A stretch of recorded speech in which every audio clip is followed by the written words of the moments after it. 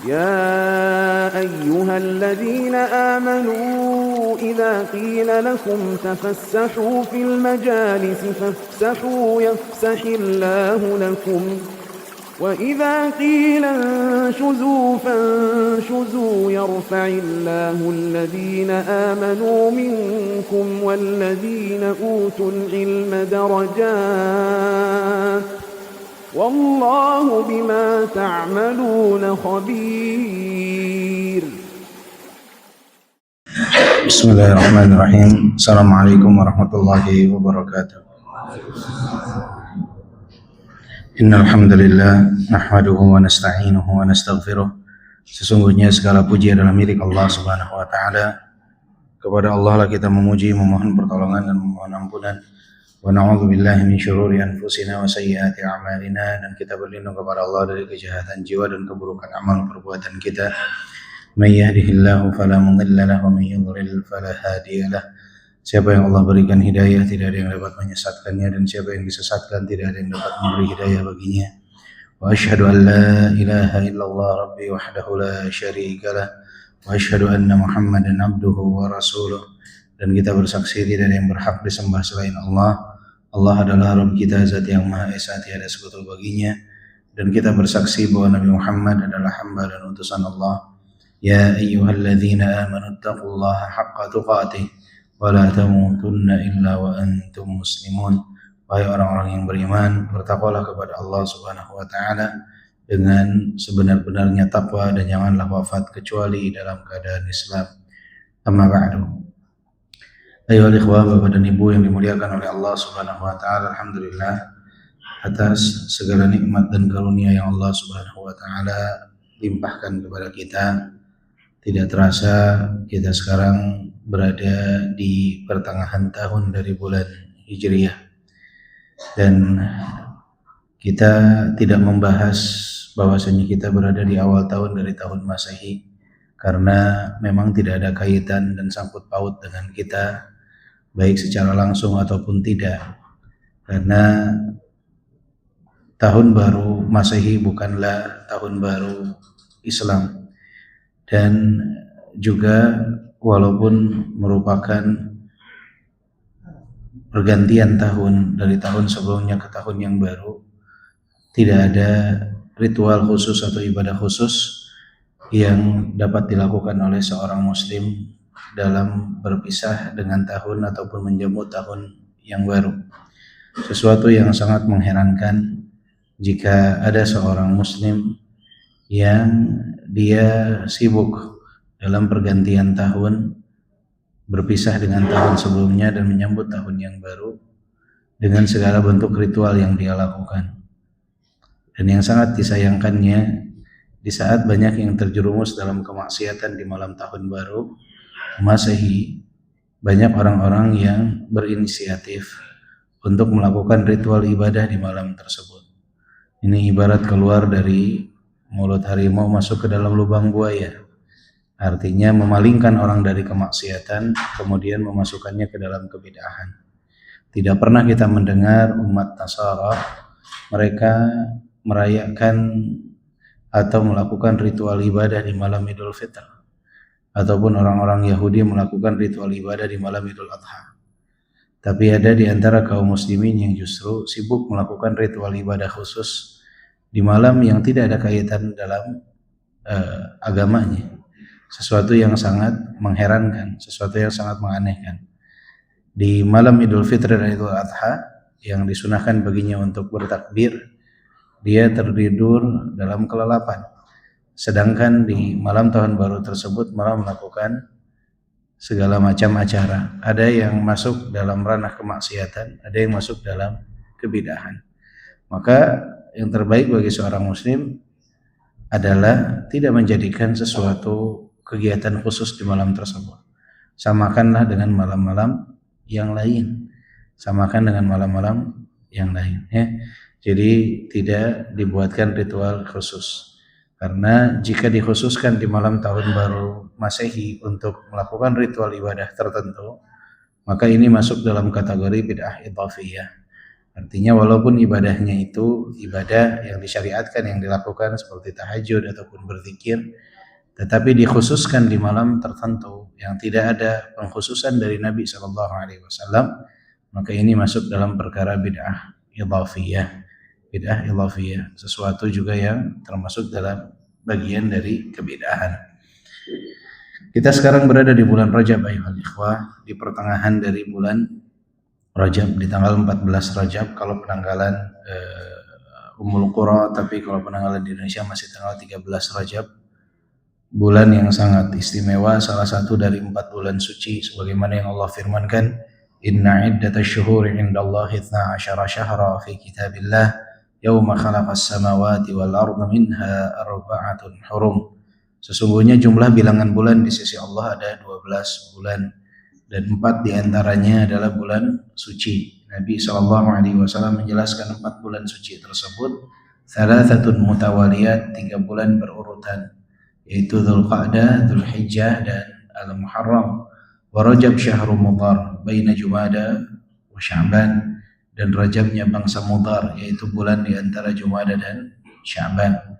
Pernah kita bahas bahwa Nabi SAW menyebutkan secara spesifik Rajabnya bangsa Mudhar karena dahulu orang-orang jahiliyah memiliki persepsi yang berbeda untuk penamaan bulan Rajab. Bangsa Mudhar menyebut bulan Rajab itu bulan ke-7 di antara Jumada dan Sya'ban. Sedangkan bangsa Rabi'ah, mereka menyebut bulan Rajab itu untuk sebutan bagi bulan ke-9 di antara bulan Sya'ban dan bulan Syawal, atau yang kita kenal sekarang dengan bulan Ramadan.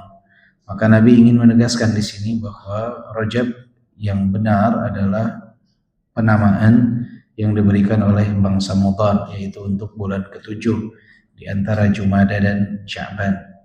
Dan Allah Subhanahu wa taala menjadikan pertengahan tahun itu dengan bulan suci.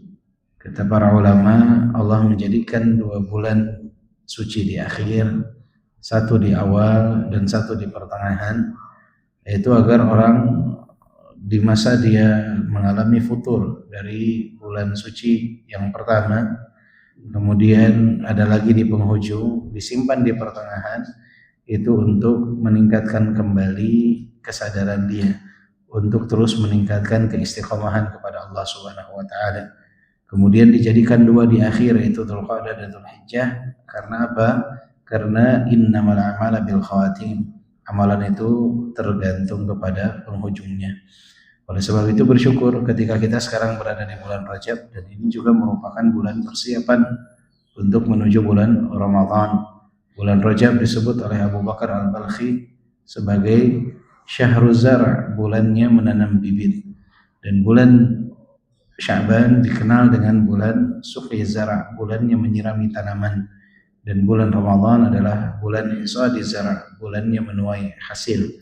Maka jika ingin mendapatkan hasil yang maksimal di bulan Ramadan, maka bulan Rajab adalah bulan yang sangat tepat untuk kita mulai menanam bibit, agar hasil yang kita sampai nanti di bulan Ramadan merupakan hasil yang maksimal sesuai dengan apa yang kita tanam di bulan Rajab. Maka jika seseorang baru mulai menanam di bulan Ramadan, akan sulit bagi dia untuk mendapatkan hasil yang maksimal. Maka tanamlah amalan dari sekarang, rutinkan kebiasaan baik dari sekarang, agar begitu berjumpa dengan bulan Ramadan, kita dalam kondisi yang siap, dalam kondisi terbaik. Ayyuhal ikhwah rahimani wa rahimakumullah. Dan juga Allah Subhanahu wa taala dalam surat At-Taubah ayat ke-36 tersebut menyebutkan fala tadlimu fihinna anfusakum. Maka janganlah kalian berbuat kezaliman di bulan-bulan suci tersebut. Penekanan berbuat kezaliman ini bukan berarti di bulan-bulan yang lain boleh bagi kita berbuat zalim. Akan tetapi Allah Subhanahu wa taala melarang kezaliman di 4 bulan tersebut untuk menunjukkan bahwa larangannya itu lebih agung dibandingkan di bulan-bulan yang lain. Jadi di bulan-bulan suci Rajab, Dzulqa'dah, Dzulhijjah dan Muharram, para ulama menyebutkan bahwa dosa di dalamnya saat seseorang berbuat kezaliman itu lebih besar dibandingkan di bulan yang lainnya. Dan kezaliman ini tidak hanya berkaitan dengan menzalimi orang lain, tetapi kezaliman dalam 3 hal, yaitu menzalimi Allah dengan berbuat kesyirikan, menzalimi orang lain, ataupun menzalimi dirinya sendiri dengan melakukan kemaksiatan.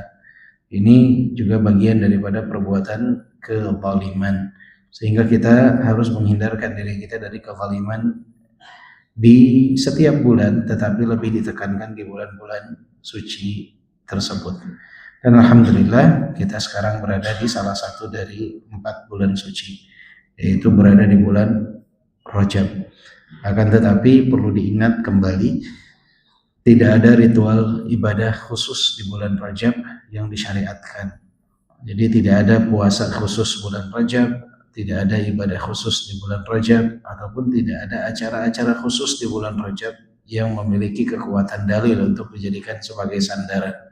Kalau kita ingin memperbanyak ibadah secara umum, silahkan dengan meyakini adanya keutamaan bulan suci ini.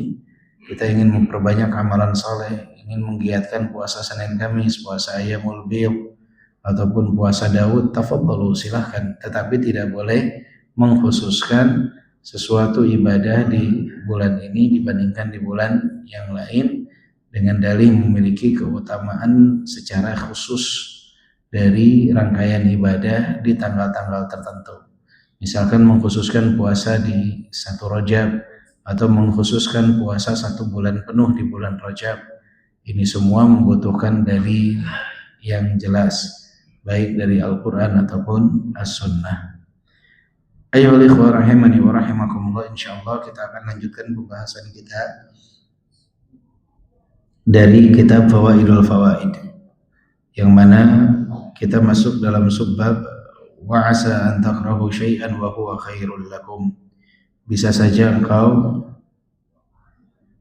tidak menyukai sesuatu padahal itu lebih baik untukmu. Di sini Ibnu Qayyim rahimahullah menukilkan firman Allah Subhanahu wa taala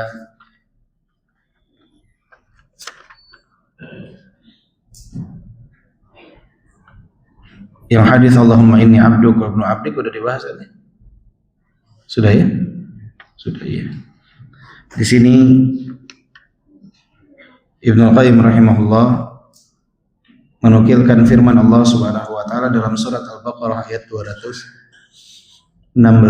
Wa asa an takrahu syai'an wa huwa khairul lakum wa asa an tuhibbu syai'an wa huwa syarrul lakum wallahu ya'lamu wa antum la ta'lamun. Yang maknanya adalah bisa saja kalian membenci sesuatu padahal itu baik untuk kalian, dan bisa saja kalian menyukai sesuatu padahal itu buruk untuk kalian. Allah Maha mengetahui dan kalian tidak tahu apa-apa.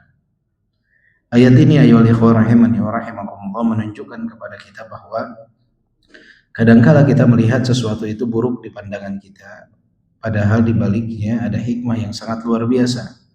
Begitupun kadangkala sebaliknya, kita menyukai sesuatu, kita anggap itulah yang terbaik untuk kita, padahal di belakangnya ada keburukan yang tidak kita ketahui.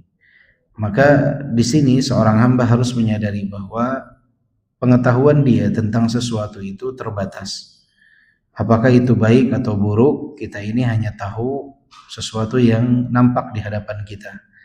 Tetapi apa yang ada di belakang itu semua kita tidak mengetahui secara pasti karena keterbatasan ilmu kita. Ilmu kita Allah berikan terbatas, wa ma utitu minal ilmi illa qalila. Tidaklah kalian dikaruniakan ilmu kecuali hanya sedikit saja. Sedikit ilmu yang Allah Subhanahu wa taala berikan kepada kita, sehingga kadangkala kita hanya tahu sesuatu itu di bagian depannya saja. Apa yang tersingkap di belakangnya kita tidak tahu. Apa yang tertutup tirai di belakangnya kita tidak tahu. Oleh sebab itu kita harus yakin dan sadari bahwa yang terbaik adalah yang Allah Subhanahu wa taala pilihkan untuk kita, bukan semata-mata apa yang kita anggap baik. Berapa banyak orang yang dia menganggap bahwa jika dia mendapatkan harta tertentu itu adalah sesuatu yang baik untuk dia, ternyata harta itu dapat melalaikannya dari mengingat Allah Subhanahu wa taala. Berapa banyak orang yang menganggap bahwa keturunan itu pasti yang terbaik untuk dia dibandingkan dia tidak mendapatkan keturunan. Ternyata keturunan itu yang melalaikan dia dari mengingat Allah Subhanahu wa taala. Sehingga seorang yang beriman kepada Allah Subhanahu wa taala, dia harus yakin bahwa apa yang Allah pilihkan itu yang terbaik untuk dia, bukan apa yang dia mau. Karena tidak semua yang dia anggap baik itu baik untuk dia, dan tidak setiap yang dia anggap buruk itu buruk untuk dia. Pernah anak kisahkan kan kisah seorang raja dengan menteri kesayangannya? Iya, tentang raja dan menteri kesayangannya, yang mana si raja itu gemar saat itu sedang memotong buah yang dihidangkan kepadanya sampai tangannya terluka. Dan si menteri mengatakan al khairatu fi makhtarahullah, yang terbaik yang Allah pilihkan untuk kita. Sampai si raja ini merasa marah dengan hal tersebut. Ternyata tangannya terluka itu ada hikmahnya, yang dia tidak jadi disembelih oleh orang-orang Majusi, karena justru ada luka di tangannya yang merupakan aib yang akan mereka persembahkan kepada Tuhan. Mereka ingin mempersembahkan sesuatu yang maksimal, dan luka ini menjadi sebuah penghalang bagi si raja untuk dibunuh. Sehingga si raja menyadari bahwa tangannya terluka ini ada hikmahnya. Begitupun menterinya dipenjara oleh raja karena ucapannya, ternyata ada hikmahnya juga. Karena kalau dia tidak dipenjara, mungkin dia sudah menjadi pengganti si raja untuk disembelih oleh orang-orang Majusi. Maka di sini seseorang harus menyadari yang terbaik yang Allah pilihkan untuk kita. Oleh sebab itu para salaf mengatakan, jika mereka mengharapkan sesuatu kemudian Allah berikan, mereka bahagia. Tetapi jika mereka mengharapkan sesuatu dan Allah berikan yang lain, kebahagiaan mereka itu 10 kali lipat. Kenapa? Karena kalau yang pertama itu pilihan mereka, sedangkan yang kedua itu merupakan pilihan yang Allah pilihkan untuk mereka. Jadi mereka tidak meminta, tapi Allah pilihkan yang terbaik untuk mereka, sehingga kebahagiaan mereka itu 10 kali lipat dari apa yang mereka harapkan. Jadi jika mereka meminta sesuatu, Allah berikan, mereka bahagia. Tapi jika mereka meminta sesuatu kemudian Allah berikan yang lain, mereka bahagianya 10 kali lipat. Kenapa? Karena Allah telah berikan yang terbaik tanpa harus mereka meminta, walaupun mereka keliru dalam permintaan mereka, sehingga kebahagiaan itu berkali-kali lipat. Di sini tidak mungkin ucapan tersebut terucap dari lisan mereka kecuali didasari atas kesadaran bahwa Allah Maha tahu apa yang terbaik untuk hamba-Nya. Ini kembali kepada keimanan seorang hamba. Oleh sebab itu Ibnu Qayyim rahimahullah di dalam subbab ini mengatakan, fi hadhihi al-ayati iddatu hikamin wa asrarin wa masalih lil 'abd. Di dalam ayat ini banyak sekali hikmah dan juga hal-hal yang tersembunyi yang juga menjadi maslahat bagi seorang hamba. Fa innal 'abda idza 'alima anna al-makruha qad ya'ti bil mahbub wal mahbuba qad ya'ti bil makruh lam ya'man an tuwafiyahu al-madarratu min janibil masarrah wa lam yai'as an ta'tiyahu al-masarrah min janibil madarrah. Seorang hamba jika mengetahui bahwa sesuatu yang tidak disukai bisa saja datang dari sesuatu yang disukai, dan sesuatu yang disukai bisa saja datang setelahnya sesuatu yang tidak disukai, maka dia tidak akan pernah merasa aman dari kemudaratan yang akan dia dapatkan dari sesuatu yang diawali dengan kebahagiaan. Dan juga dia tidak akan putus asa untuk berharap mendapatkan kebahagiaan dari sesuatu yang nampak merupakan sebuah kemudaratan. Jadi jika seseorang menyadari bahwa sesuatu yang dianggap buruk itu sebetulnya ada kebaikan di belakangnya, sesuatu yang dianggap baik bisa saja ada keburukan di belakangnya, hal ini ketika dia meyakini hal ini, dia tidak akan terlalu merasa aman jika di hadapan dia itu ada sesuatu yang membahagiakannya, karena bisa saja keburukan itu akan menyusul. Begitu juga saat dihadapkan dirinya dengan sesuatu yang dianggap buruk, dia pun tidak akan putus asa, karena bisa saja ada kebaikan di belakang hal tersebut. Contohnya misalkan Seorang hamba itu dia ingin untuk dapat bekerja di tempat tertentu. Misalkan dia ingin bekerja di tempat A, tapi ternyata dia ditakdirkan untuk bekerja di tempat B. Sesuatu yang dia anggap tidak baik ternyata ada di hadapannya.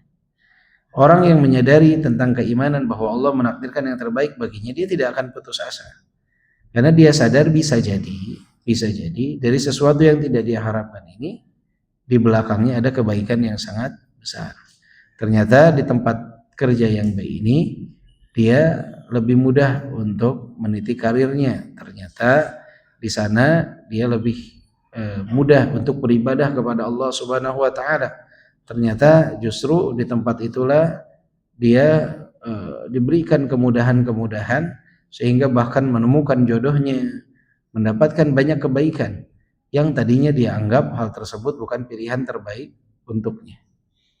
Berapa banyak misalkan seseorang dia menginginkan untuk sukses dalam sebuah pekerjaan.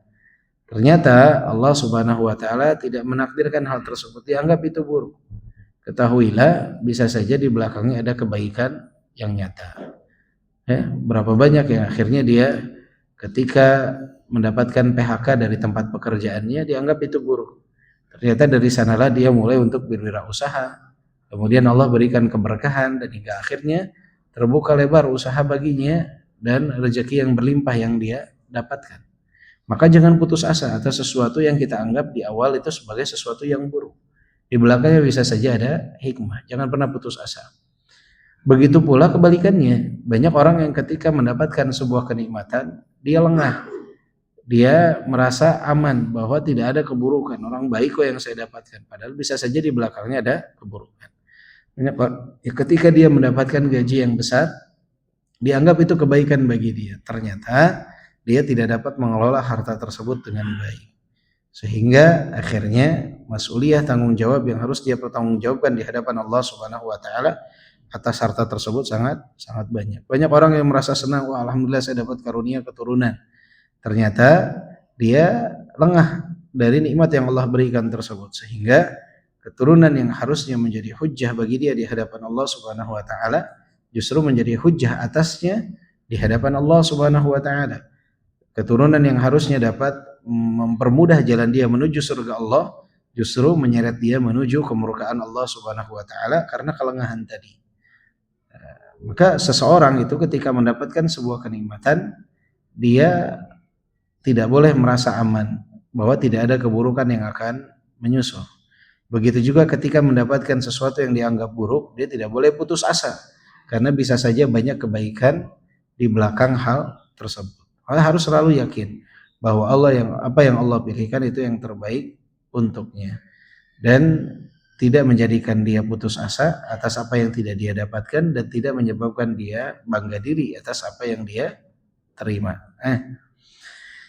Li'adim ilmihi bil awaqib. Karena apa? Karena ketidaktahuan dia tentang sesuatu yang akan mendatanginya di kemudian waktu. Fa innallaha ya'lamu minha ma la ya'lamuhul 'abd. Karena Allah mengetahui apa yang tidak diketahui oleh seorang hamba. Jadi karena keterbatasan pengetahuan kita, maka kita tidak boleh putus asa atas sesuatu yang kita anggap kurang baik, dan tidak boleh merasa sudah mendapatkan segalanya, merasa aman atas sesuatu yang kita anggap baik. Harus selalu waspada. Jadi ketika dapat kenikmatan, syukuri dan harus berusaha untuk memanfaatkannya di jalan keridhaan Allah agar kenikmatan ini tidak menjadi sebuah kemurkaan, mendatangkan kemurkaan Allah Subhanahu wa taala. Kebalikannya, saat mendapatkan kesulitan jangan putus asa, tapi terus berprasangka baik kepada Allah Subhanahu wa taala. Wa ujaba lahu dzalika umuran. Ini mengharuskan seorang hamba melakukan 3 perkara. Jadi di saat seseorang yakin yang terbaik yang Allah pilihkan untuknya, maka konsekuensinya ketika dia yakin yang terbaik yang Allah pilihkan untuknya, konsekuensinya adalah 3 hal ini. Yang pertama, imtithalul amr, mengerjakan apa yang Allah perintahkan. Jadi kalau kita yakin apa yang Allah pilihkan untuk kita itu yang terbaik, maka kita harus patuh terhadap apa yang Allah perintahkan. Jadi nggak sinkron tuh kalau kita yakin yang terbaik yang Allah pilihkan untuk saya, tapi apa yang Allah perintahkan justru kita langgar, apa yang Allah larang justru kita kerjakan, nggak masuk tuh, nggak sinkron di sana. Di saat seseorang yakin yang Allah pilihkan untuknya yang terbaik, maka dia akan patuh. Yang pertama, dia akan patuh terhadap apa yang Allah perintahkan karena dia yakin itu yang terbaik untuk dia. Nggak ada pilihan lain. Annahu la naf'alahu min imtithalil amri wa in syaqqa alaihi fil ibtida' lianna awaqibahu kullaha khairatun wa masarratun wa ladzatun wa afrahun wa in karihathu nafsuhu fahuwa khairun lahu fahuwa khairun laha wa anfa'. Jadi tidak ada yang lebih bermanfaat dari mengerjakan apa yang Allah Subhanahu wa taala perintahkan walaupun terasa sulit di awal baginya. Karena hasil dari sesuatu itu, dari ketaatan itu semuanya adalah kebaikan, kebahagiaan, kelezatan, kebahagiaan dan juga kegembiraan. Walaupun jiwanya itu merasa tidak nyaman untuk melakukan hal tersebut. Akan tetapi ketahuilah ketaatan itu yang terbaik untuknya dan yang paling bermanfaat. Jadi tidak ada yang lebih bermanfaat melainkan menjalankan apa yang Allah Subhanahu wa taala perintahkan walaupun terasa berat. Karena hujibatil jannah bil makarih. Surga itu dibungkus dengan sesuatu yang condong tidak disukai oleh manusia. Surga itu dibungkus dengan sesuatu yang condong tidak disukai oleh manusia, berbeda dengan neraka. Hujibatin nar bisyahwat. Neraka itu dibungkus dengan sesuatu yang condong syahwat itu kepadanya. Surga itu sesuatu yang terasa berat, sesuatu yang tidak disukai olehnya. Itulah manusia melihat surga dan neraka. Jadi amalan kebaikan itu kadangkala di awalnya dia merasa berat, tidak merasa nyaman untuk melakukannya. Dan ini sesuatu yang lumrah. Tapi ketahuilah di belakang itu semua adalah kebaikan baginya. Beda dengan syahwat. Syahwat itu di awal nih kayaknya kelihatannya lezat.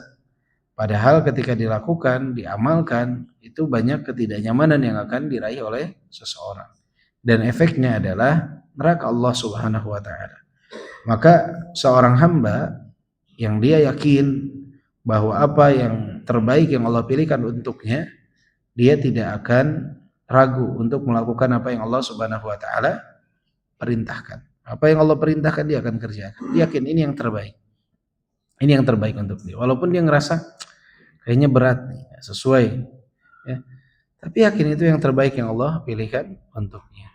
Seorang laki-laki dan wanita ketika dia ingin menikah, ada dua jalan yang dapat dia tempuh. Yang pertama, jalan yang syar'i, yang dia menempuh jalan yang disyariatkan dengan nazar, kemudian mengkhitbah, sesuatu yang dirasa berat oleh banyak pemuda dan pemudi karena merasa ini kayaknya bukan zamannya, ini kayaknya berat sekali, bagaimana saya harus menikah dengan seseorang dengan cara-cara seperti itu. Banyak orang yang merasa berat. Ada lagi jalan yang kedua yang sesuai dengan syahwat, yaitu berpacaran terlebih dahulu, jalan-jalan terlebih dahulu, berdua kemana-mana ya. Ini terasa indah di awal, terasa orang sekarang bilangnya so sweet sekali gitu, nyaman gitu.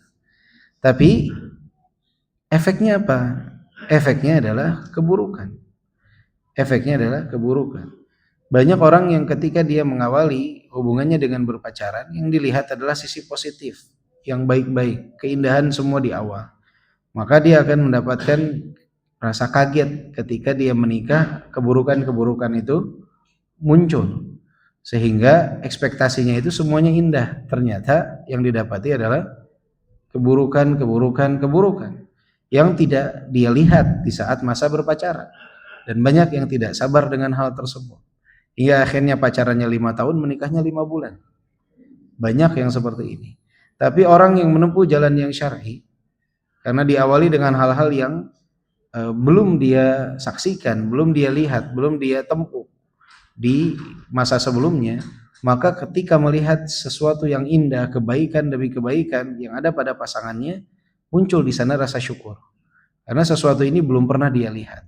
Walaupun terlihat sedikit dari keburukan, muncul keburukan-keburukan itu tertutup dengan kebaikan-kebaikan yang baru dia lihat pada saat itu.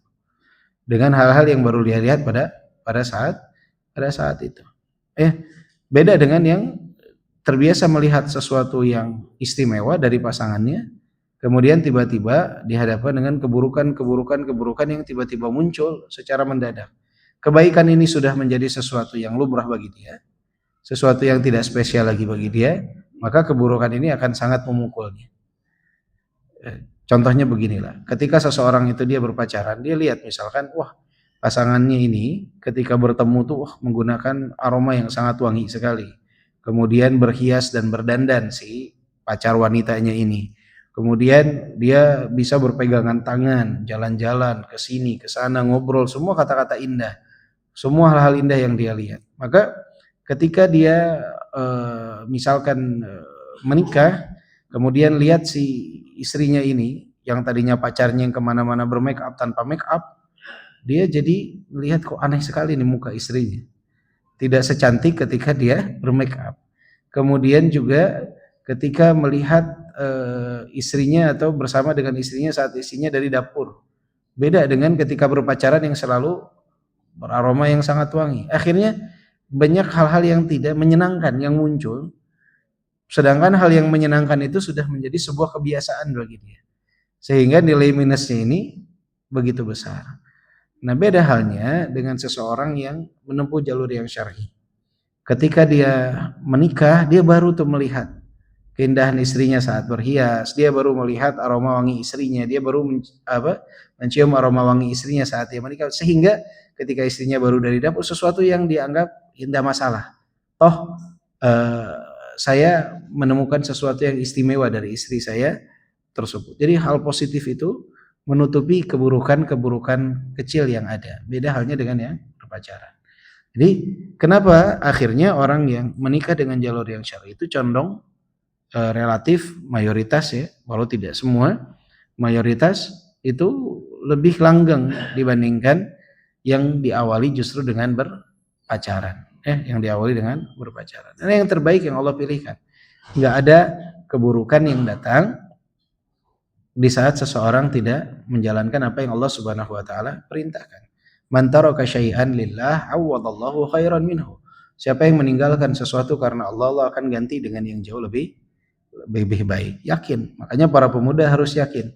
Kalau antum punya pacar nilainya 7, tinggalkan karena Allah Subhanahu wa taala. Insyaallah kalau antum lewat jalur yang syar'i, antum dapatkan istri yang insyaallah nilainya 9 atau 10. Yakin tuh, harus yakin. Ya.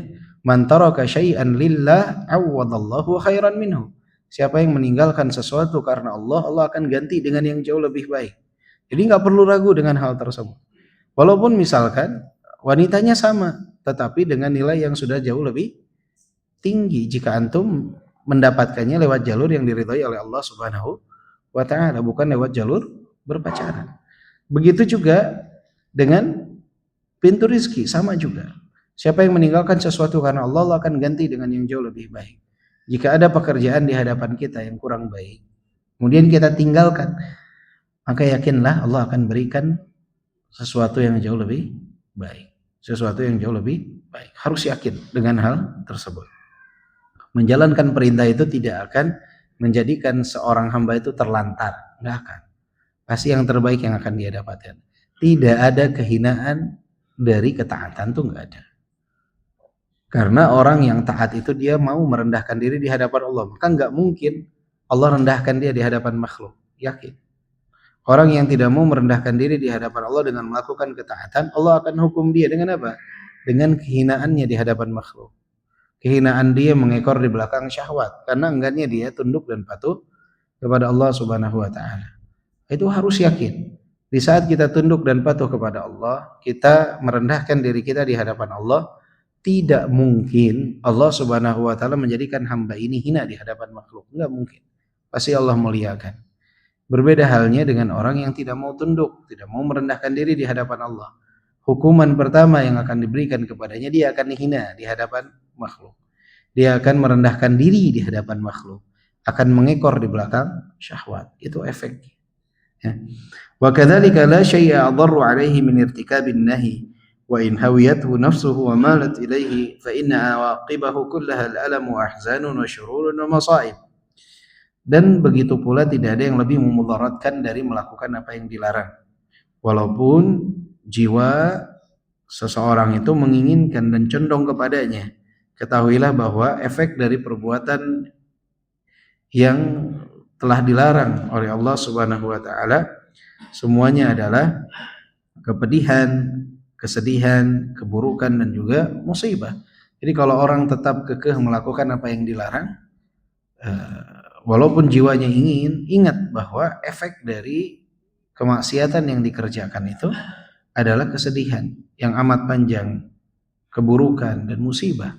Gak akan mendatangkan kebaikan. Musibah berasal daripada dosa. Ma nuzila bala'un illa bidham. Tidak turun musibah itu kecuali karena dosa. Wala rufi'a illa bitaubah, dan juga tidak terangkat kecuali dengan taubat. Maka keburukan atau kemaksiatan itu walaupun indah di awal, efeknya itu akan sangat berat. Pertama itu akan ada kesempitan di hati. Orang ketika melakukan kemaksiatan itu, dia akan memiliki kesempitan di hati. Hatinya tidak lapang. Man a'rada an dzikri fa inna lahu ma'isyatan dhanka. Kehidupan yang sempit. Itu efek dari melakukan apa yang dilarang. Enggak akan tenang. Hati itu tidak akan tenang melakukan dosa.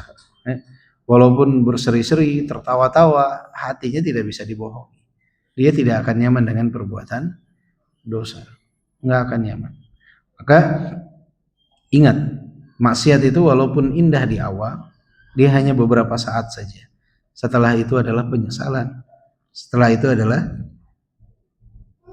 efek yang sangat luar biasa yang dia akan dapatkan di dunia dan di akhirat. Dan istimewa tuh kalau seseorang menyadari hal tersebut.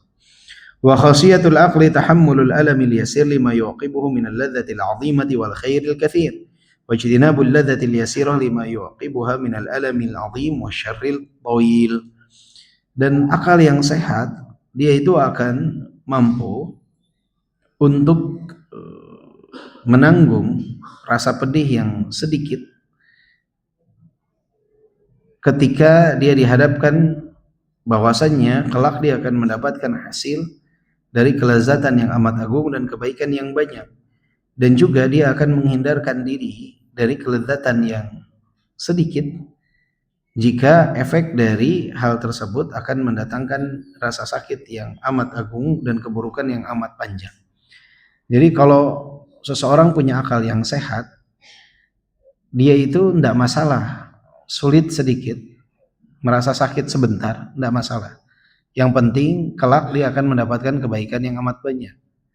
Begitu juga akal yang sehat itu tidak dia akan menghindari kelezatan yang sesaat, karena dia tahu ternyata di belakang kelezatan yang sesaat ini adalah sesuatu yang amat berat yang akan dia dapatkan. Ini kalau akalnya sehat.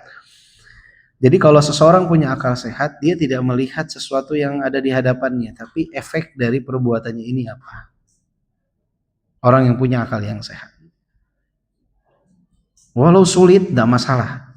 Tapi setelah ini ada kenikmatan yang luar biasa. Seorang pelajar, dia tahu bahwa belajar ini nggak nyaman nih, harus menghafal, harus belajar, tapi nggak masalah.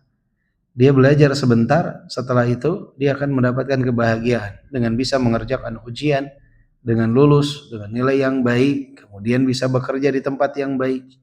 Karena apa? Karena nilainya baik. Kenapa nilainya baik? Karena bisa mengerjakan ujian. Kenapa bisa mengerjakan ujian? Karena dia mau bersabar sesaat untuk belajar. Beberapa jam, beberapa hari. Tidak masalah. Kenapa? Karena setelahnya ada kebaikan yang amat banyak. Begitu pula orang yang berakal, dia melihat bahwa kenyamanan sesaat ini jika akan menimbulkan keburukan yang panjang, dia akan hindari. Seorang pelajar nih, lihat, malam ini saya nggak usah belajar, enak kayaknya tidur nih, nyaman. Lebih baik saya main game saja, saya nonton saja. Terus efeknya apa? Setelah itu saya nggak bisa mengerjakan ujian. Kalau tidak bisa mengerjakan ujian, nilainya akan buruk. Nilainya akan buruk, akan sulit dapatkan pekerjaan. Wah, berarti efeknya luar biasa nih. Nah, orang yang berakal, dia nggak akan memilih ketenangan sesaat, mengorbankan masa depannya, dan dia pasti akan memilih kesulitan sesaat untuk masa depan yang lebih baik. Nah, ini tinggal butuh kesabaran seseorang. Akal yang sehat itu beda dengan orang yang jahil. Kalau orang yang jahil itu kebalikannya, dia nggak bisa lihat nih efek dari sesuatu, dia hanya lihat yang ada di hadapan dia. Kalau dia jahil, dia nggak lihat tuh nanti dia bisa mengerjakan ujian, bisa lulus, bisa dapat pekerjaan yang baik. Dia nggak ngelihat itu, yang dia lihat wah berat amat, malas amat baca. Udah mendingan tidur saja, mendingan istirahat saja, mending main game saja, mending bermain saja. Sampai sana. Dia lihat ini lebih menyenangkan daripada yang ini. Efek dari perbuatan dia tidak dia pikirkan. Itu bedanya akal yang sehat dengan orang yang jahil. Makanya di sini disebutkan oleh Syekh, "Fanadharul jahilu la yujawizul mabadi ila ghayatiha. Wal aqilul kayyis daiman yanzuru ila al-ghayati min wara'i sutur. Mabadiha fayara ma wara'a tilka sutur min al-ghayatil mahmudati wal madhmumah." Orang-orang yang jahil itu dia nggak bisa melihat sesuatu itu lebih jauh. Yang nampak aja sama dia udah. Mabadi saja yang nampak. Yang ada di cover saja yang dia bisa lihat. Hasilnya apa? Tujuan dari perbuatan tersebut apa, dia nggak bisa melihat ke sana. Tidak bisa menerawang lebih jauh. Orang yang akil, orang yang berakal enggak, dia pandangannya jauh. Pandangannya jauh sehingga dia tahu ini ada 100 hari. Satu hari saja dia berada dalam kesulitan tapi akan mendatangkan 99 hari dalam kebahagiaan. Yang ini dia 1 hari dalam kebahagiaan tapi akhirnya akan mendatangkan 99 hari dalam kesulitan. 99 hari dalam kesulitan. Maka yang dia pilih yang mana? Orang yang berakal akan milih yang kanan daripada yang kiri. Orang yang jahil karena dia tidak bisa melihat 99 halamannya, yang dia lihat hanya covernya saja, ini nyaman, ini tidak nyaman, dia akan memilih yang nyaman. Yang padahal di belakang kenyamanan itu ada keburukan. Jadi sudut pandang ini sangat berpengaruh sekali. Fayara ma wara'atil kasutur minal ghayatil mahmudati wal madhmumah. Fayara al manahi ka ta'ami ladhidhin qad khulita fihi summun qatilun fakullama da'athu ladzatuhu ila tanawulihi nahahu ma fihi minas sam. Wa yara al awamira ka dawa'in karihil madhaq mufdin ila al-afiyati wasyifa wa kullama nahahu karahahu madhaqihi an tanawulihi amarahu naf'uhu bitanawuli. Ya seperti apa? Seperti seseorang tahu misalkan ada makanan yang lezat yang ternyata tercampur dengan racun yang dapat membunuh. Maka ketika dia tergiur untuk memakan makanan yang lezat, dia tahu nih ada efek yang sangat berat yang akan dia dapat jika dia tetap memakannya, yaitu dia akan terbunuh karena racun tersebut. Kebalikannya ketika dia melihat ada obat yang pahit, yang tidak enak dirasa, dia akan memaksakan untuk memakan obat tersebut. Kenapa? Karena rasa yang tidak enak tersebut mendatangkan apa? Kesehatan dan kesembuhan yang akan dia dapatkan. Maka setiap jiwa memiliki ketidakinginan untuk merasakan hal tersebut, maka pengetahuannya tentang manfaat yang akan didapat itu menyebabkan dia tetap mengkonsumsi obat itu. Sama. Sekarang anak-anak ketika berusia balita misalkan, dia nggak tahu tuh efek dari obat ini apa, sehingga dia ketika disuguhkan obat yang pahit dia nggak mau, harus dipaksa dia nggak mau. Tapi orang yang dewasa tahu, Nina kamu sabar minum sedikit obat ini, setelah itu insya Allah akan sembuhkan penyakitmu, Allah akan berikan kenyamanan, Anda tidak akan lagi rewel dengan rasa panas yang dirasa, nggak akan rewel lagi dengan kepusingan. Mengeluh si anak ini pusing, sakit, tapi disuruh untuk konsumsi obat yang pahit dia nggak mau. Kenapa? Karena dia cuma mengetahui cover, ini pahit nggak enak, sudah sampai seperti itu. Dia nggak tahu efek dari meminum obat ini, insya Allah dapat mendatangkan kesembuhan. Nah orang yang akil, yang berakal tahu, nggak masalah, pahit sebentar, tapi setelah itu akan datang kenyamanan. Nah, pengetahuan ini ya ikhwah, ini tidak bisa didapat begitu saja. Pengetahuan ini perlu proses belajar dan juga berbeda satu dengan yang lain. Makanya kita kadang memikir kok orang mau ya melakukan hal tersebut padahal itu kan berakibat buruk. Kenapa? Mungkin dia nggak tahu. Dia hanya tahu cover saja. Dia tidak tahu efek dari perbuatannya seperti apa. Maka penting dan perlu untuk kita mengingatkan sesuatu yang tidak terlihat mungkin oleh anak-anak kita, yang kita bisa lihat. Anak-anak itu karena pengetahuannya minim, ya, dia melihat nih enak nih, ini nyaman nih, oh ini keren nih, dia ingin mencoba. Nah, perlu bagi kita untuk memberitahukan kepada mereka lembaran-lembaran lain yang tidak mereka tahu. Nah, kalau kamu melakukan ini, walaupun terlihat di mata kawan-kawanmu ini keren, bagus, tapi efeknya ini nanti kamu akan begini. Kan anak-anak tuh senangnya mencoba. Dia lihat tuh enak nih, ngisep nih, ngerokok nih. Kayak orang lain kayaknya keren versi mereka. Nah, kita beritahu efek dari isapan rokok itu apa, akan menimbulkan rasa candu. Kemudian setelah itu apa, beritahu mereka. Sehingga mereka akan menyadari bahwa kenyamanan sesaat ini akan mendatangkan kemudaratan yang begitu banyak. Atau anak kita kadang dia tidak mau belajar karena dia merasa lebih baik main, lebih enak. Maka perlu untuk diberitahukan tentang lembaran-lembaran karena kita sudah berpengalaman menjalani itu semua.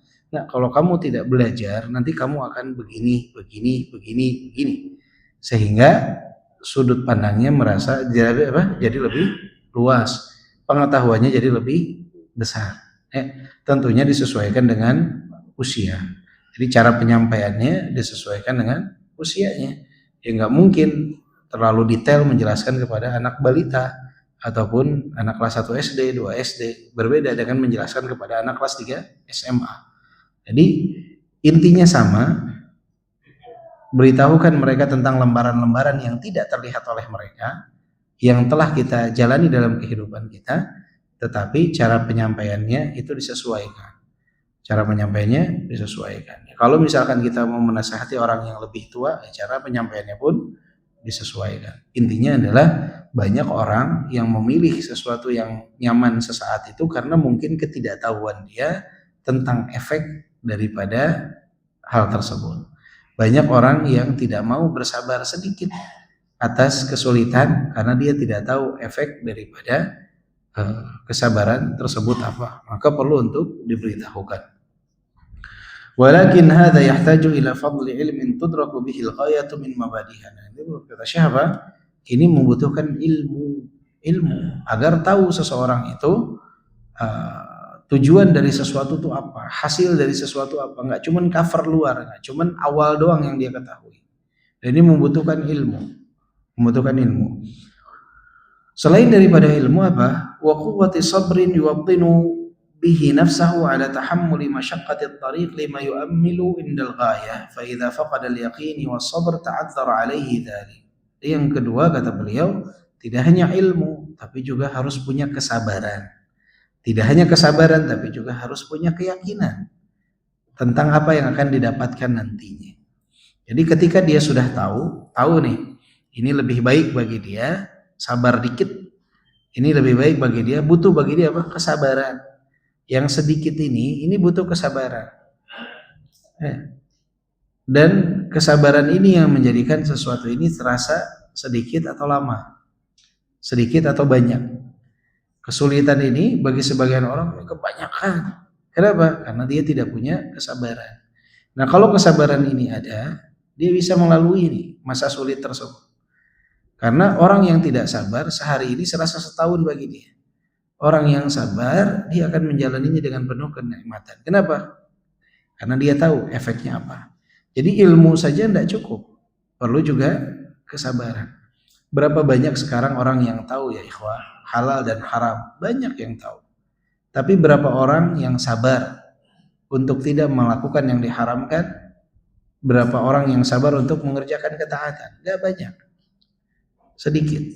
Jadi pengetahuan banyak yang tahu, tapi yang punya kesabaran itu tidak banyak.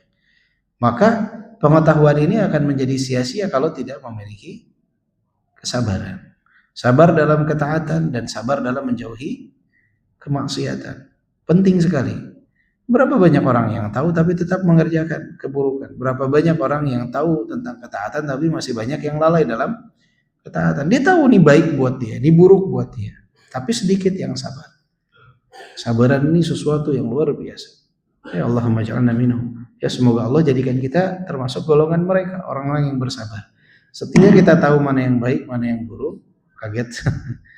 Ketika kita tahu mana yang baik, mana yang buruk, perlu kesabaran. Sabar. Nah, ini sabar mengerjakan ketaatan. Perlu kesabaran. Nggak bisa orang antum sekarang datang ke kajian, tahu bahwa di kajian itu seseorang bisa dapatkan ilmu, datang rahmat Allah, banyak hikmah dari kajian. Tapi kalau nggak punya kesabaran, nggak ada sampai datang ke sini. Duduk di dalam kajian kalau nggak punya kesabaran, sabar yang menuntun kita untuk bisa berada di tempat ini, kesabaran. Dan juga apa? Keyakinan, yakin bahwa akan ada hal positif yang kita dapatkan. Itu ganjaran dari Allah, sesuatu yang lebih baik kehidupan dunia, yakin. Kalau tidak ada keyakinan, itu pun akan sulit bagi seseorang.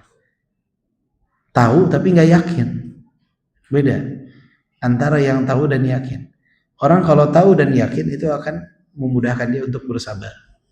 Tapi kalau sebatas tahu tapi nggak yakin, itu menyebabkan dia ragu untuk mau bersabar. Paham ya, Pak? Di saat kita tahu, yakin pasti, itu akan membantu kita untuk bersabar dalam kesulitan sesaat. Tetapi kalau kita sebatas tahu tanpa didasari dengan keyakinan, kesabaran ini akan sangat sulit sekali. Maka penting untuk mengetahui dan meyakini. Itulah yang disebut ilmul yaqin. Ilmul yaqin. Ya. Tahu dan yakini hal tersebut. Ini kita tahu baca, oh ini ternyata ada surga dan neraka, sebatas tahu. Tapi kalau nggak yakin, mending ini aja lah, udah kenikmatan sesaat yang saya rasakan. Karena apa? Nggak yakin, tahu tapi nggak yakin. Maka rasa tahu, pengetahuan dan keyakinan ini sangat bergantung sekali menjadikan seseorang itu bisa bersabar atau tidak. Sekarang misalkan anak bilang ke antum, ikhwah, siapa yang bersabar kajian di tempat ini ada uang 10 juta seorang bakal dapat. Siapa yang datang ke kajian 1 jam duduk di kajian dapat seorang 10 juta, nih uangnya 10 juta. Antum kira-kira mau bersabar gak 1 jam?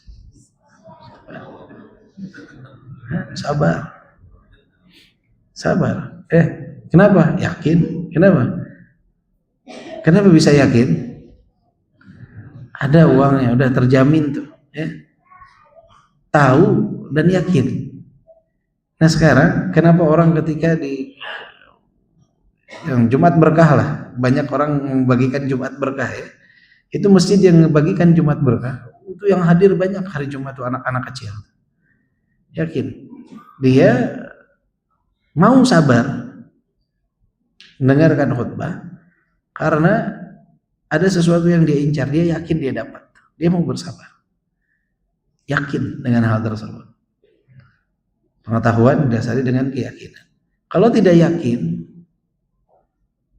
itu akan sangat sulit untuk dia mau bersabar. Nah ini sesuatu yang tidak nampak itu membutuhkan keimanan. Kalau uang 10 juta kelihatan, tapi surga dan neraka antum belum pernah melihat. Betul. Maka dibutuhkan apa? Keyakinan.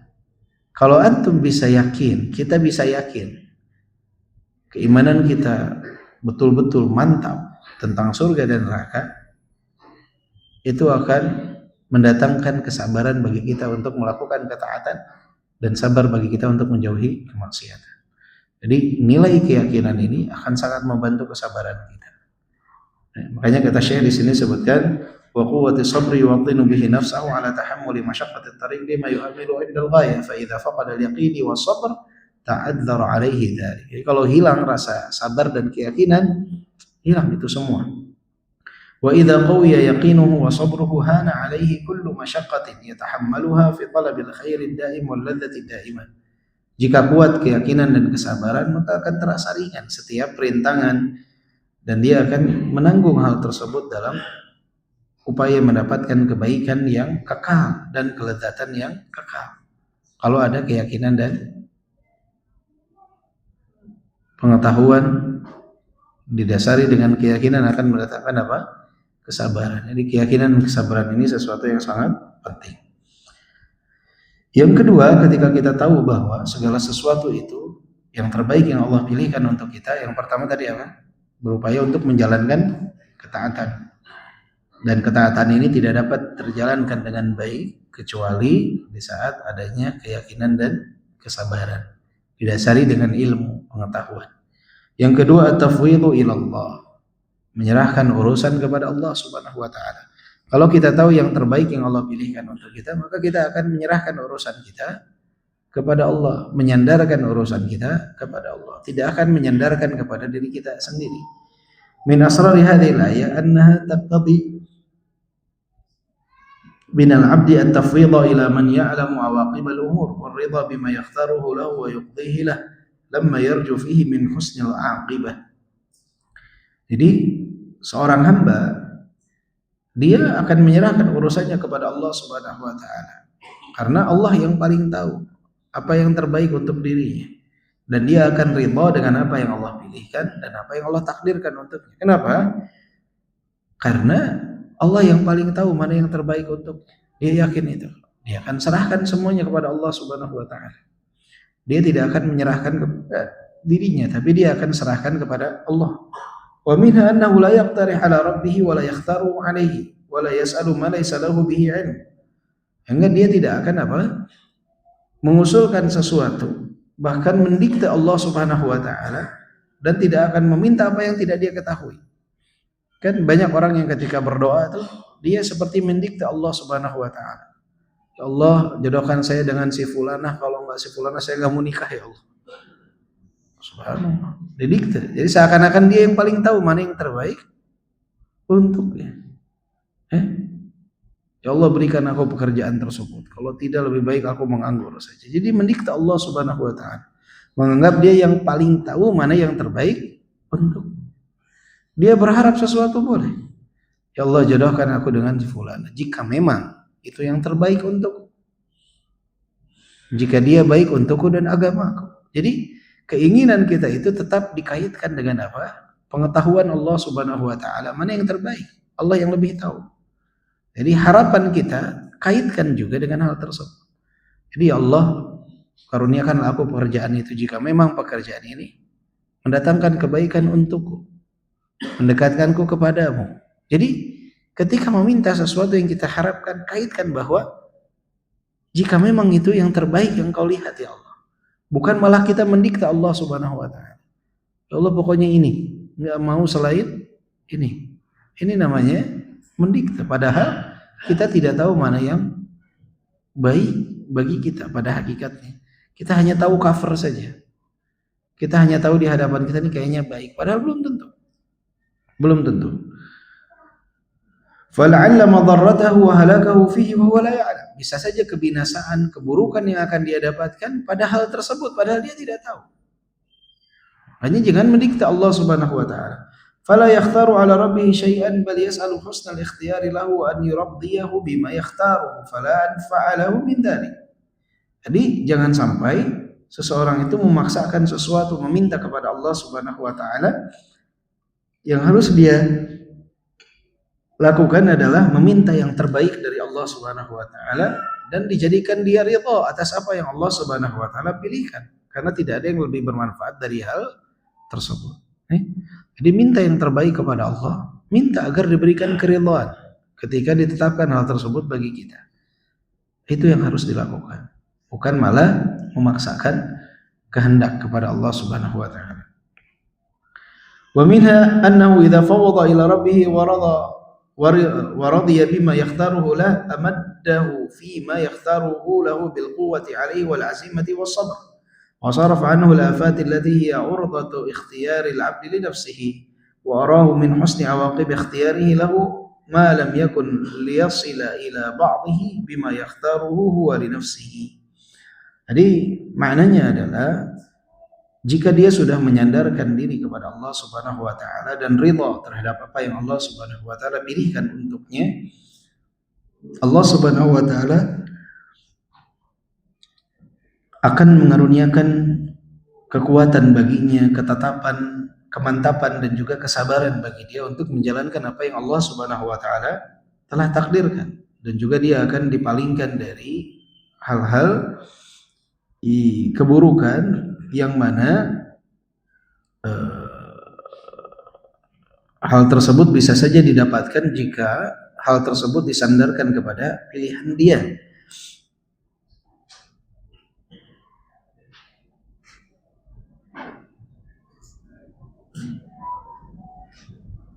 Dan juga dia menyadari bahwa apa yang Allah Subhanahu wa taala pilihkan itu adalah yang terbaik untuknya. Yang mana dia mungkin tidak akan sampai kepada sebagian kecil dari kebaikan tersebut jika takdir itu disandarkan kepadanya, pilihan itu diberikan kepadanya. Jadi kalau dia yang milih, belum tentu setengahnya aja dia dapat dari kebaikan itu, belum tentu. Jadi harus menyadari hal tersebut.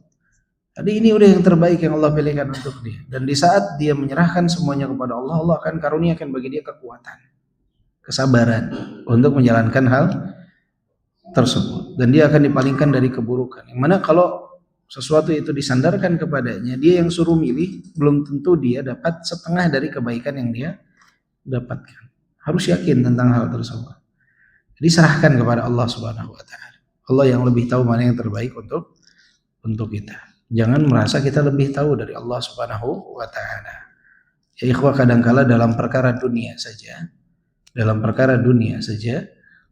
kita sesama manusia, kita menyadari bahwa ada hal-hal yang orang lebih tahu daripada diri kita. Kadang kita ngikut aja udah. Ikut saja sudah. Antum kalau misalkan datang ke satu daerah, kemudian antum datang ke satu kota, antum bilang, "Pak, saya mau ke daerah A."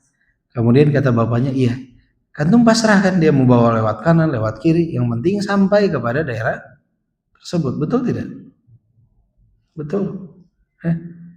Kira-kira sosok yang menyenangkan nggak kalau orang baru datang di satu tempat yang dia tidak tahu tempat tersebut, kemudian ngatur supirnya, ya harusnya kita nggak ke kanan nih, kita harusnya ke kiri. Ini termasuk orang yang apa, Pak? Sok tahu. Dan condong orang akan udah ngikut aja. Kenapa? Kita nggak tahu. Dia tahu. Insya Allah lebih cepat sampai, lebih selamat untuk sampai. Kepada sesama manusia saja kadang kita bersandar. Bapak Ibu ketika datang ke restoran, pesan menu, saya pengen menu ini. Datang nggak ke dapurnya ngatur kokinya? Ini harusnya gini bumbunya nih. Ini motongnya begini. Enggak. Kita akan apa? Mempercayakan.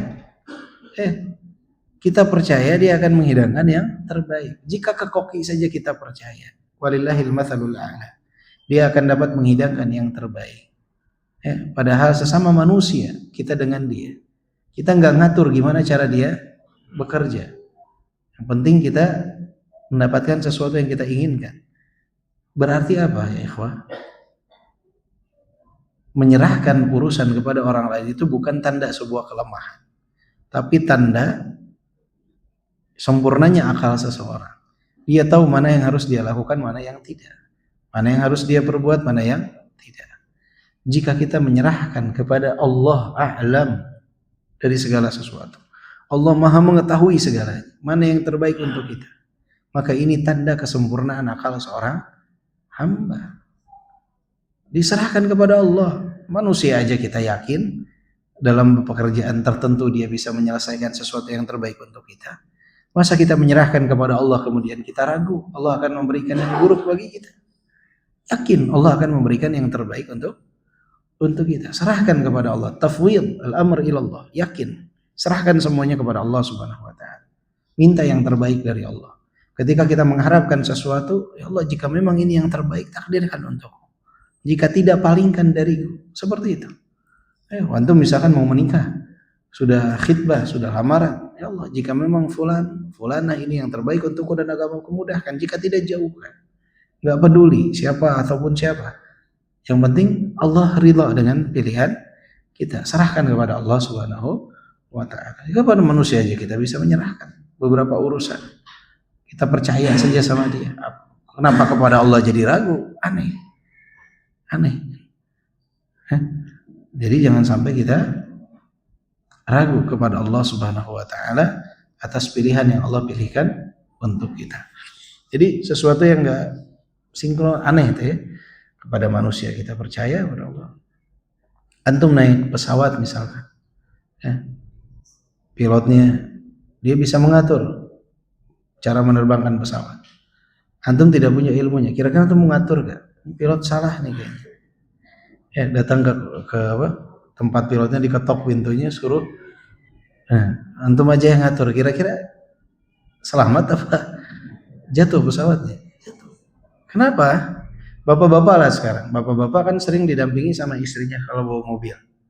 Kira-kira jadi pusing nggak Pak kalau istrinya ikut-ikutan ngatur? Sering kan? Seperti itu. Yang dibonceng pakai motor saja. Kalau yang dibonceng pakai motor itu dia ikut gerak dengan gerakan orang yang bawa motor, jadi bikin kagok gak Pak? Kagok. Artinya apa? Kita kepada sesama manusia saja butuh kepercayaan agar semua berjalan lancar. Ini manusia nih, hubungan dengan manusia, apalagi dengan Allah Subhanahu wa taala yang kita tahu pasti akan pilihkan yang terbaik. Nah, manusia anehnya kepada sesama manusia dia yakin, kepada Allah dia ragu. Aneh kan? Kepada manusia dia yakin. Dia naik pesawat dia tidur nyenyak, yakin dah. Pilotnya pasti akan menjalankan tugasnya. Datang ke restoran dia pesan makanan, dia yakin udah. Nggak ada dia ngatur-ngatur ke dapur, dia yakin makanan terbaik yang akan dihidangkan kepadanya. Dia yakin kepada manusia. Tapi giliran kepada Allah ragu. Ini apakah akan diberikan yang terbaik, apakah tidak? Kurang penyerahan diri kepada Allah Subhanahu wa taala. Dan yang ketiga adalah tafrighul qalbi minasyawaghil. Annahu yurihuhu min al-afkar al-mut'ibah fi anwa' al-ikhtiyarat wa yufarrighu qalbahu min at-taqdirat wa tadbirat allati yas'udu minha fi aqabatin wa yanzilu fi ukhra. وما هذا فلا خروج له عما قدر عليه فلو رضي باختيار الله أصابه القدر وهو محمود مشكور ملطوف به فيه وإلا جرى عليه القدر وهو مذموم غير ملطوف به فيه لأنه مع اختياره لنفسه. Jadi seseorang itu ketika dia yakin yang terbaik yang Allah pilihkan untuknya, hatinya itu akan kosong dari segala kesibukan yang nggak perlu. Kenapa? Karena dia telah menenangkan dirinya dari segala bentuk pilihan yang nggak harus dia lakukan. Kan seseorang kalau mengandalkan kepada dirinya, dia akan sibuk dengan pilihan-pilihan yang ada di benaknya, gelisah terus.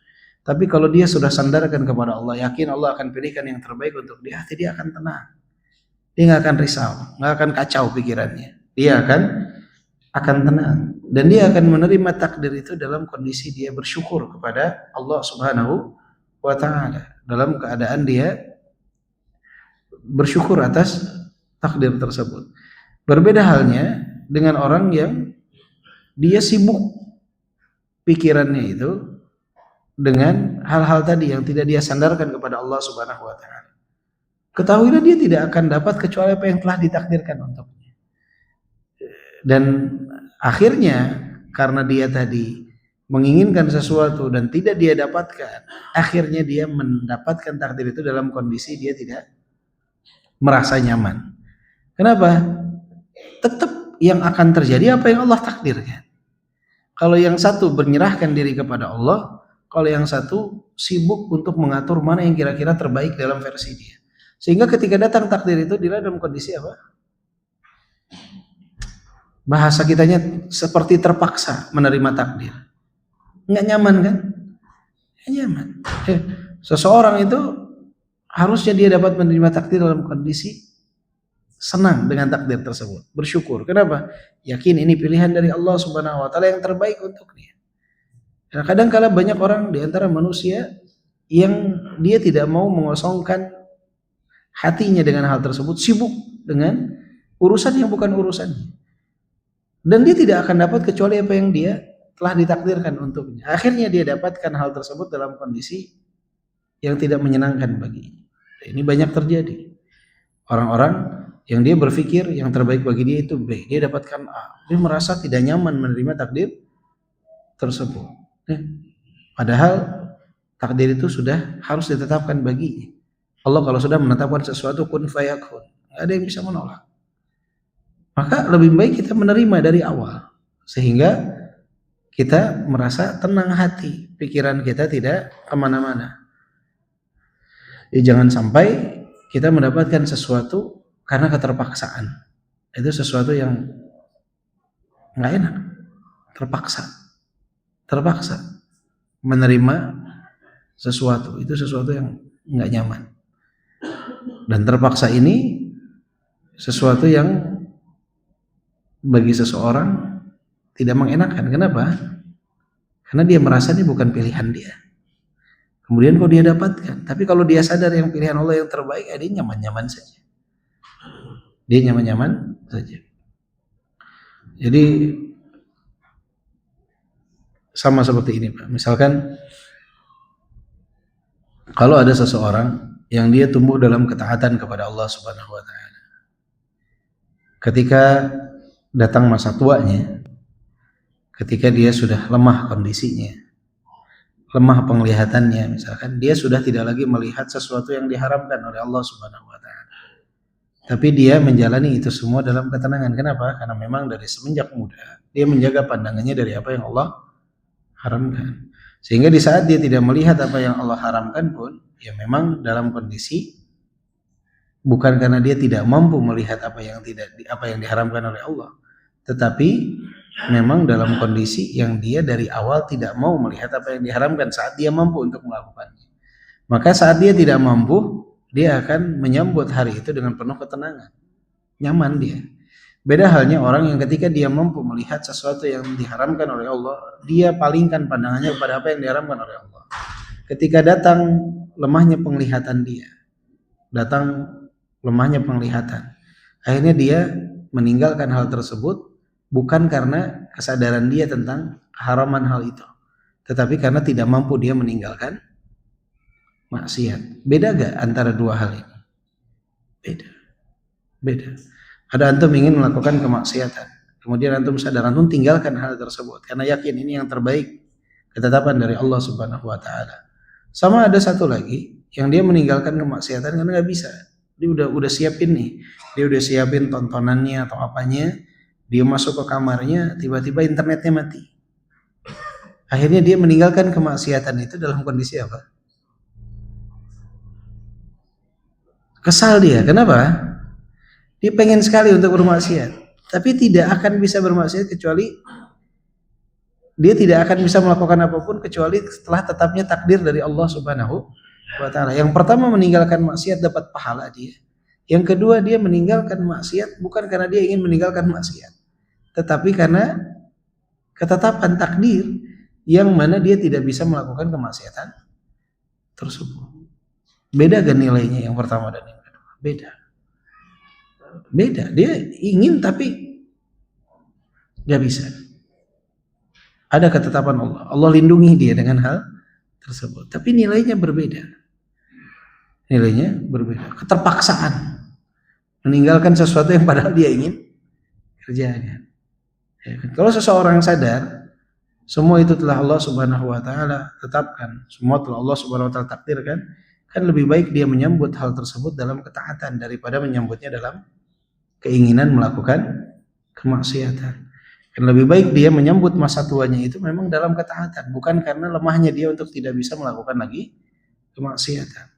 Ada orang yang dikaruniakan harta, dia jalankan di jalan yang baik.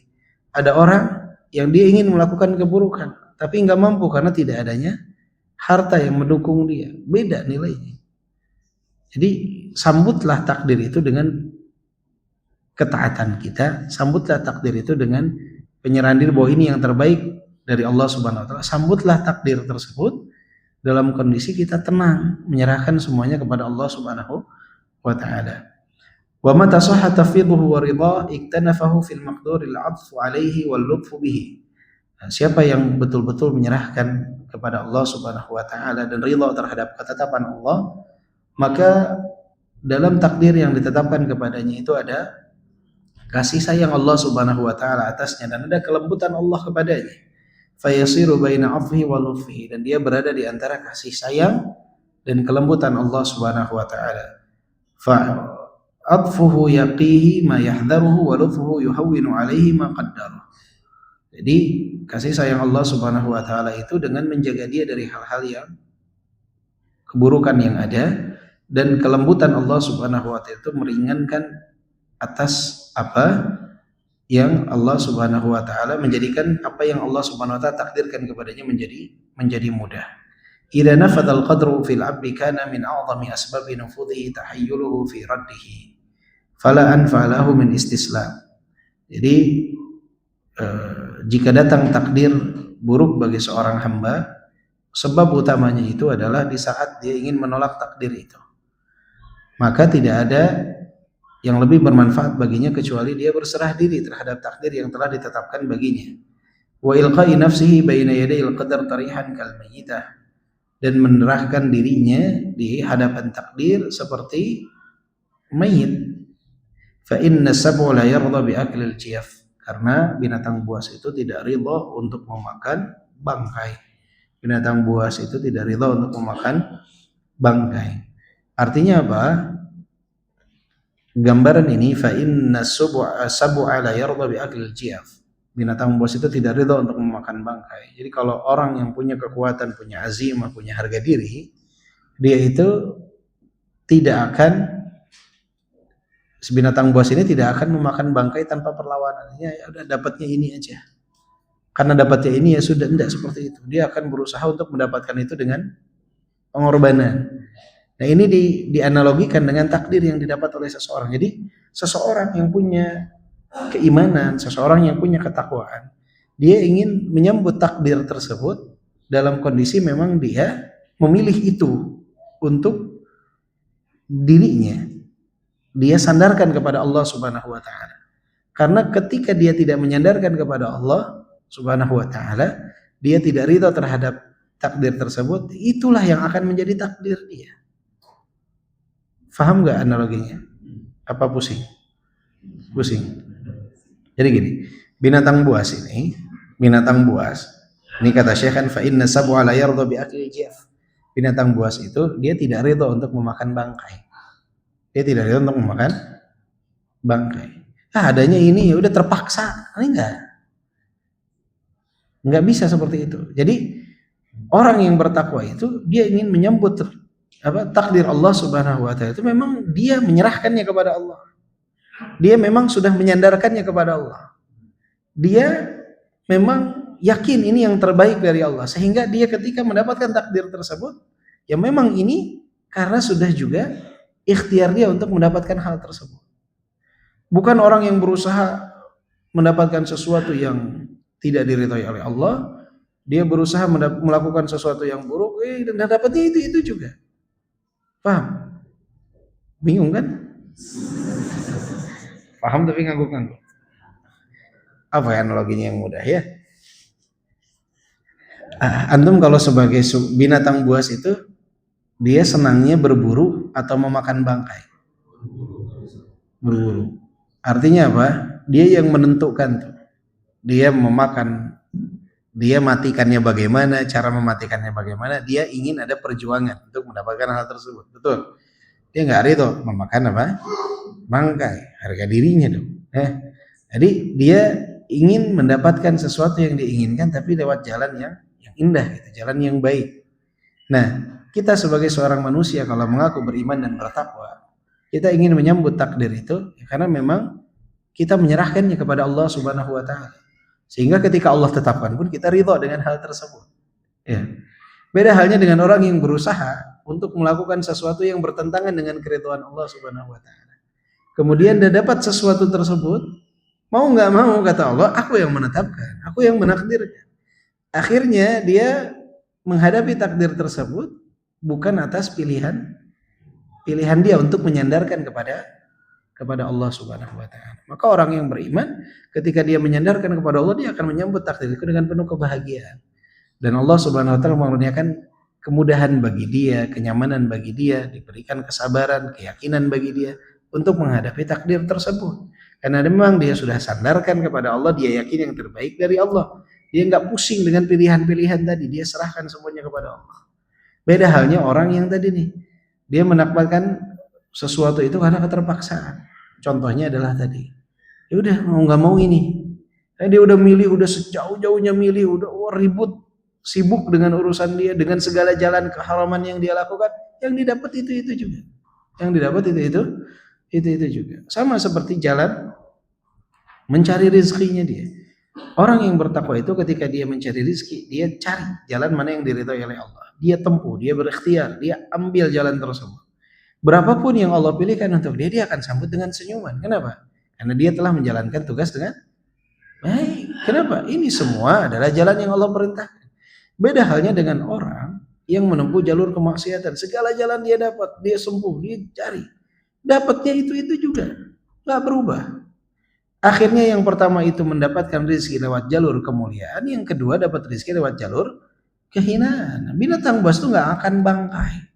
Dia nggak dapat sesuatu itu lewat jalur kehinaan. Dia dapat itu lewat jalur kemuliaan.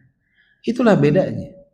Orang yang beriman tuh nggak mendapatkan sesuatu lewat jalur yang buruk, tapi lewat jalur yang baik. Sama-sama makan daging, sama. Ini makan daging, ini makan daging. Cuman kalau ini jalannya mulia, kalau ini jalannya hina. Paham? Jadi makan bangkai, daging juga daging, tapi hina. Lewat jalur judi, lewat jalur riba, lewat jalur hina. Dapatnya itu juga. Dagingnya itu juga. Kalau yang satu lagi, bekerja dia, berikhtiar, mengeluarkan keringat, berfikir, berdoa kepada Allah. Jalurnya mulia. Seperti binatang buas yang berburu hewan. Dia nikmati semua perjalanannya, dapatnya daging itu juga. Jadi orang yang beriman nggak mau dapat bangkai, nggak mau. Walaupun sama-sama daging. Dia pengennya dapat lewat jalur kemuliaan. Jadi seseorang harus yakin yang terbaik adalah yang Allah Subhanahu wa taala pilihkan untuk jam 9. Afwan, kelewatan.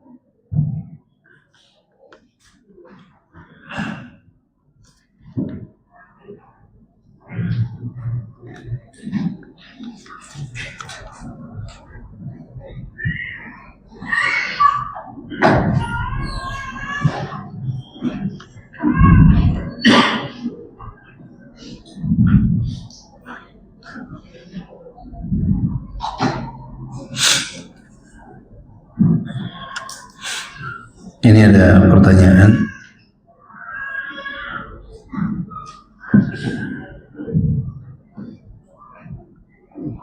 Suami saya suka nonton film porno, mencari-cari wanita random di berbagai medsos atau aplikasi kencan buta. Suka melihat gambar-gambar wanita telanjang. Saya berpikir beliau seperti itu karena qadarullah saya tidak memiliki tubuh yang beliau harapkan. Saya sudah menegurnya, menasihatinya, tapi beliau marah dan mencari-cari kesalahan saya. Padahal kami menikah lewat ta'aruf. Bagaimana ya? Beliau juga mudah emosi, suka menyerang secara verbal, sulit mengakui kesalahan, dan jarang meminta maaf duluan kalau salah. Pernikahan kami sudah mau 5 tahun. Baik, yang pertama, masa pernikahan 5 tahun itu memang masa yang paling berat. Tapi setelah 5 tahun itu biasanya akan lebih mudah untuk dijalani. Kemudian berkenaan dengan suami anti, ini adalah penyakit bagi laki-laki, yaitu paling sulit bagi mereka menjaga pandangan. Dan dengan adanya media sosial di zaman sekarang, handphone di zaman sekarang, ini menjadi sesuatu yang sangat mudah untuk mereka menyalurkan keinginan pandangannya. Dan hal tersebut adalah hal yang sangat berat untuk laki-laki. Hal yang sangat berat untuk laki-laki bukan karena semata-mata istrinya tidak memiliki kecantikan. Karena biasanya walaupun istrinya sudah cantik, istrinya badannya sudah bagus sekalipun, yang namanya laki-laki itu tetap ibaratnya kalau dihidangkan gambar wanita itu seperti kucing dihidangkan ikan. Tetap akan ada ketertarikan. Apa yang dapat menghalangi? Ketakwaan kepada Allah Subhanahu wa taala. Kalau bukan karena ketakwaan kepada Allah, akan sulit bagi seorang laki-laki menghindarinya. Dan seperti yang disampaikan tadi, bahwa pandangan laki-laki ini titik paling lemah. Maka apa yang dapat anti lakukan? Yang anti lakukan yang pertama berdoa kepada Allah agar Allah berikan ketakwaan kepada suami anti. Yang kedua adalah berikhtiar semaksimal mungkin. Dengan apa? Berhias yang terbaik di hadapan suami. Sehingga mata suami itu sudah kenyang dengan memandangi anti. Dan dia tidak lagi kelaparan ketika berselancar di media sosial. Karena apa? Karena sudah kenyang dengan memandangi istrinya. Dan yang ketiga adalah berupaya untuk menasehati suami anti. Dan ini biasanya penyakit menonton hal seperti ini karena kesendirian dengan gadget. Jadi sendiri di dalam kamar dengan gadget, ini juga dapat menjadi sebab. Kalau dia berada di tengah rumah kan gak mungkin nonton yang begituan. Ya kan, akan terhalang rasa malunya dari manusia. Itu sebagai fase awal. Sebelum dia meningkatkan diri merasa malu dari pandangan Allah Subhanahu wa taala. Jadi usahakan untuk tidak bermain handphone di dalam kamar sendirian, tapi bersama-sama kalau memang perlu untuk membuka handphone di tengah rumah. Dan maksiat itu candu, sama seperti kemaksiatan yang lain. Menonton hal seperti ini sama seperti seseorang mengkonsumsi narkoba, sama seperti seseorang bermain judi, membuat rasa candu. Dan rasa candu ini apakah tidak dapat diobati? Dapat diobati, tapi perlu bantuan. Bantuan apa? Orang sekitar dan juga kesadaran dari diri tentang efek negatif tadi. Jadi dengan dia mempelajari tentang takdir Allah Subhanahu wa taala seperti yang tadi dibahas, kesabaran dia untuk tidak melihat hal tersebut sesaat itu akan mendatangkan kebahagiaan bagi dia di dunia dan di akhirat. Tapi ketidaksabaran sesaat akan menyebabkan dia terdapat nuktah sauda, titik hitam di dalam hatinya. Terus menghitam hingga akhirnya menjadi busuk hatinya tersebut, sulit untuk membersihkan. Maka ini adalah sesuatu yang sangat-sangat berat memang bagi seorang wanita ya, karena tentunya banyak di antara wanita yang merasa akhirnya tidak dihargai oleh suaminya karena ternyata suaminya lebih senang melihat pandangan yang lain. Nanti coba bicarakan dengan suami, nasihati dia, dan walaupun ini dosa tetapi kan tidak mengeluarkan dia dari keislaman. Jadi nasihati dia, doakan dia, dan berusaha untuk berhias sebaik mungkin di hadapan suami. Ya, tunaikan kewajiban nanti sebagai seorang istri. Dan juga yang perlu untuk diperhatikan adalah jika memang hal-hal ini tidak cukup untuk menghindarkan suami dari kemaksiatan, nanti juga boleh untuk menawarkan solusi agar dia berpoligami. Mungkin dia memiliki syahwat yang tidak cukup untuk disalurkan kepada anti saja, tapi dia membutuhkan pasangan yang lain, artinya dia tidak cukup untuk menyalurkan syahwatnya kepada satu orang. Sehingga mungkin dengan cara berpoligami sebagai syarat, sebagai sebuah syariat, ini menjadi solusi bagi dia untuk terhindar dari kemaksiatan. Dan banyak yang awalnya itu melihat dari tontonan-tontonan akhirnya melakukan perzinahan karena itu menjadi tujuan akhir dari godaan syaitan agar dia melakukan perzinahan. Maka sebelum hal ini terjadi dan jika tidak ada perubahan, maka rasanya juga menjadi sebuah solusi jika disarankan untuk melakukan poligami, menikah lagi. Jika dua tidak cukup, tawarkan yang ketiga jika memang dia dirasa sudah mampu untuk berpoligami. Ya, ini kan solusi bagi laki-laki. Dan antum sebagai laki-laki juga yang hadir di tempat ini jangan malu jika memang solusi itu harus ditempuh. Kalau memang solusi itu harus ditempuh daripada melakukan kemaksiatan. Sekarang banyak laki-laki yang memilih untuk berzina daripada menikah lagi. Maka menikah lagi, yang kedua, yang ketiga itu dihalalkan kalau memang itu dapat menghindarkan dari kemaksiatan. Ya, tapi memang harus dipikirkan matang, jangan sampai berusaha membangun bangunan lantai 2, lantai 1-nya roboh, lantai 2-nya ikut ambruk semua. Ya. Lantai 1 aja belum beres, udah mau nambah. Fondasinya udah kuat lantai 1, nambah lantai 2, nambah lantai 3. Jadi harus mawas diri juga. Ini sebetulnya dari awalnya handphone ya. Sekarang lebih mudah. Zaman dulu orang mau lihat hal-hal yang buruk itu agak susah.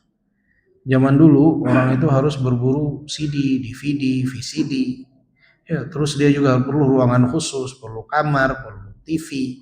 Zaman sekarang melipir dengan handphone dia bisa melihat apapun. Maka hindarkan handphone itu dalam kesendirian. Jadi antum kalau ke kamar mandi jangan bawa handphone. Kalau di kamar jangan bawa handphone kalau sendiri. Ya. Jadi kalau di rumah handphone itu biar di ruang tengah saja, termasuk anak-anak. Jika antum yang sudah punya istri saja bisa tergoda dengan gambar-gambar tersebut, apalagi anak-anak muda yang belum menikah. Maka jangan diberikan izin anak itu ke kamar membawa handphone. Usia berapapun dia, udah kalau mau main handphone di tengah rumah, volumenya ditinggikan. Volumenya ditinggikan. Jadi ketahuan apa yang ditonton. Apa yang ditonton itu terlihat. Selesai kasih waktu, sehari sekian jam, sudah itu sudah. Ke kamar, handphone simpan di ruang tengah. Tidak ada bawa handphone ke dalam kamar. Kalau ingin kita selamatkan diri dan keluarga kita. Membawa handphone ke dalam kamar, dalam kesendirian, itu seperti bermain di tepi jurang. Sedikit yang akan selamat. Sekuat apapun keimanan seseorang, setinggi apapun ilmu seseorang, setinggi apapun ilmu seseorang. Banyak yang tergelincir, enggak satu dua yang tergelincir dalam fitnah syahwat. Mungkin itu jawabannya. Semoga Allah berikan taufik kepada kita semua. Ada lagi pertanyaan? Tidak ada.